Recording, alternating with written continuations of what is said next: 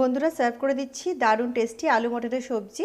অসাধারণ খেতে বন্ধুরা, একেবারে ঘরোয়াভাবে বানিয়েছি কিন্তু দারুণ টেস্টি সবজিটি অবশ্যই ট্রাই করবেন। রেসিপিটা আপনাদের ভীষণ পছন্দ হবে বন্ধুরা। দেখুন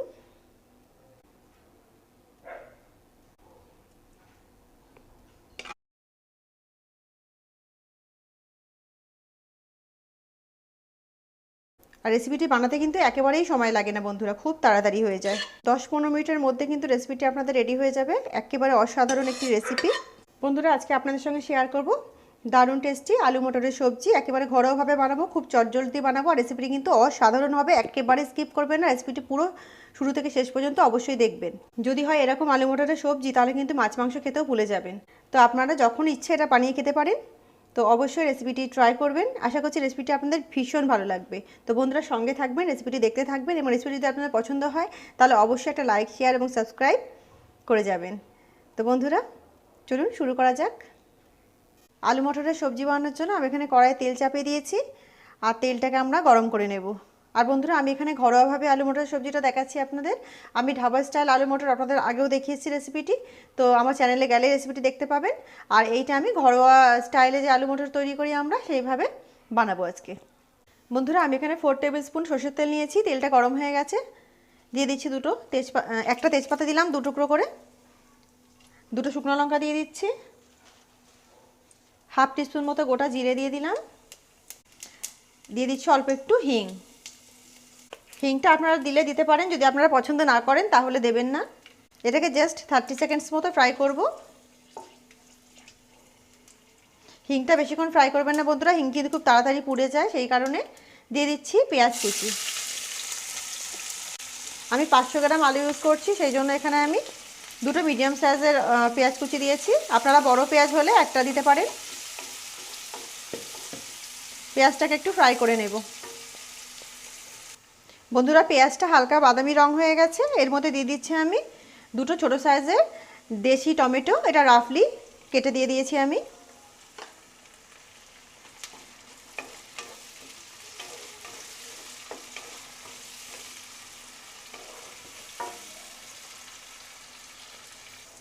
এর মধ্যে দিয়ে দিচ্ছি 1 টেবিল স্পুন আদা রসুনের পেস্ট। এটাকে ভালো করে মিক্স করে নেব। দিয়ে দিচ্ছি ধনে গুঁড়ো, 2 টিস্পুন ধনে গুঁড়ো দিয়ে দিলাম। দিয়ে দিচ্ছি 1 টিস্পুন জিরে গুঁড়ো। আর গুঁড়ো মশলা অ্যাড করার সময় বন্ধুরা গ্যাসের ফ্লেমটাকে একেবারে লো করে তারপরে মশলাগুলো অ্যাড করবেন, যাতে মশলাটা পুড়ে না যায়। 1 টিস্পুন হলুদ গুঁড়ো, হাফ টিস্পুন দিয়ে দিচ্ছি ঝাল লঙ্কার গুঁড়ো, 1 টিস্পুন দিয়ে দিচ্ছি কাশ্মীরি লঙ্কার গুঁড়ো, দিয়ে দিচ্ছি অল্প একটু লবণ। স্বাদ মতো লবণ দিয়ে মশলাগুলোকে আমরা ভালো করে মিক্স করে আর একটু কষিয়ে নেব। পুরো রান্নাটাই বন্ধুরা আমি মিডিয়াম ফ্লেমে করব। শুধুমাত্র মশলা অ্যাড করার সময় আমি গ্যাসের ফ্লেমটাকে লো করে দিয়েছিলাম। বন্ধুরা মশলাটাকে 2 মিনিট মতো মিডিয়াম ফ্লেমে কষিয়ে নিয়েছি। একটু জল দিয়ে দিচ্ছি যাতে মশলাটা পুড়ে না যায়।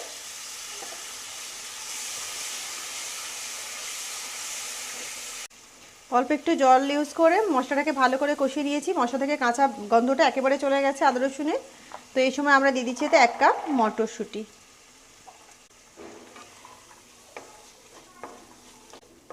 মটরশুঁটি কষানোর দরকার নেই বন্ধুরা, জাস্ট ভালো করে 1 মিনিট মিক্স করে নিলেই হবে মশলার সঙ্গে।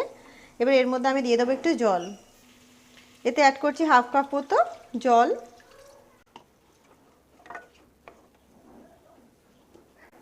বন্ধুরা এর মধ্যে জল অ্যাড করার পরে আমরা এটাকে ঢেকে দেবো। ঢেকে এটাকে 2 মিনিট আমরা মিডিয়াম ফ্লেমে কুক করে নেব। মটরশুঁটিগুলো অ্যাড করে বন্ধুরা 2 মিনিট এটাকে মিডিয়াম ফ্লেমে কুক করে নিয়েছি। একবার চেক করে নেব।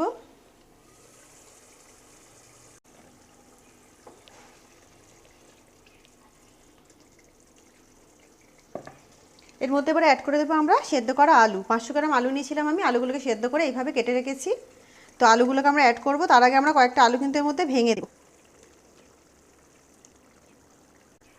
খুব বেশি ভাঙবো না, জাস্ট কয়েকটা ভেঙে দেব আর বাকিগুলো আমরা এমনি দিয়ে দেব।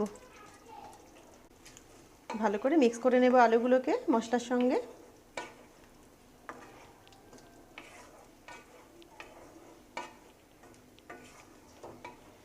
আলুগুলো সেদ্ধ করার পরে বন্ধুরা অবশ্যই ঠান্ডা করে তারপরে ইউজ করবেন। ঠান্ডা করে ইউজ না করলে কিন্তু সেদ্ধ করার পরে সঙ্গে সঙ্গে ইউজ করলে একেবারে ঘেটে যাবে। তো একটু গোটা গোটা রাখতে চাইলে ঠান্ডা করে তারপরে ইউজ করবেন। দিয়ে দিচ্ছি 1 চামচ হোমমেড গরম মশলা পাউডার। এটাকেও ভালো করে মিক্স করে নেব। গরম মশলা দেওয়ার পরে একটু ভালো করে মিক্স করে নেব আলুগুলো।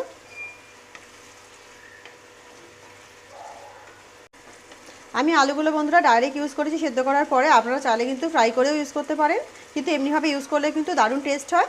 তো সেই কারণে আমি এইভাবে ইউজ করি সবসময়। বন্ধুরা এতে আমি একটু গ্রেভি রাখবো, সেই কারণে এতে আমি একটু জল ইউজ করছি। তো 1 কাপ মতো জল ইউজ করে দিলাম। আপনারা যেমন পরিমাণে গ্রেভি পছন্দ করছেন সেই পরিমাণে জল অ্যাড করবেন। আর যেহেতু এটা আলুর তরকারি, রান্না করার পরে কিন্তু জলটা একটু অ্যাবজর্ব করে নেবে, জলটা কমে যাবে, একটু থিক হয়ে আসবে, সেই কারণে সেই পরিমাণটা বুঝে কিন্তু জলটা ইউজ করবে। এতে বয়েল এসে গেছে বন্ধুরা, এটাকে আমরা ঢেকে দেবো। এটাকে ঢেকে দিয়ে আমরা লো মিডিয়াম ফ্লেমে 10 মিনিট মতো কুক করে নেব। তো ফিরে আসছি 10 মিনিট পর। তো বন্ধুরা লো মিডিয়াম ফ্লেমে 10 মিনিট এটাকে কুক করে নিয়েছি, একবার চেক করে নেব।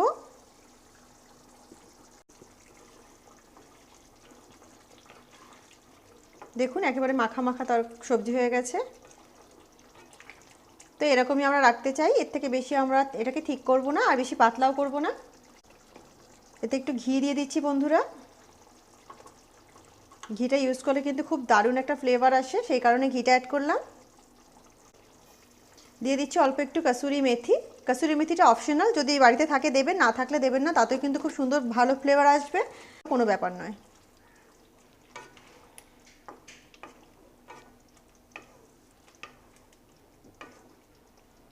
আর সবার শেষে এর মধ্যে দিয়ে দেবো আমরা একটু কোচানো ধনেপাতা।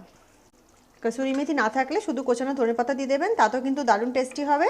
আর যদি একটু টক স্বাদ আনতে চান তাহলে একটু পাতিলেবুর রস দিতে পারেন এতে, কিন্তু সেটা দেবেন গ্যাসটা অফ করার তারপর। তো বন্ধুরা আমাদের আলু মটরের টেস্টি সবজি একেবারে রেডি হয়ে গেছে। তো বন্ধুরা রেসিপিটি কেমন লাগলো অবশ্যই কমেন্ট করে আমাকে জানাবেন। রেসিপিটি যদি আপনাদের ভালো লেগে থাকে তবে অবশ্যই আমার চ্যানেলকে লাইক, শেয়ার এবং সাবস্ক্রাইব করে আমার সঙ্গে থাকবেন। তো বন্ধুরা দেখা হচ্ছে একটা অন্য নতুন রেসিপির সঙ্গে। ততক্ষণ সবাই ভালো থাকুন, সুস্থ থাকুন। আল্লাহ হাফিজ।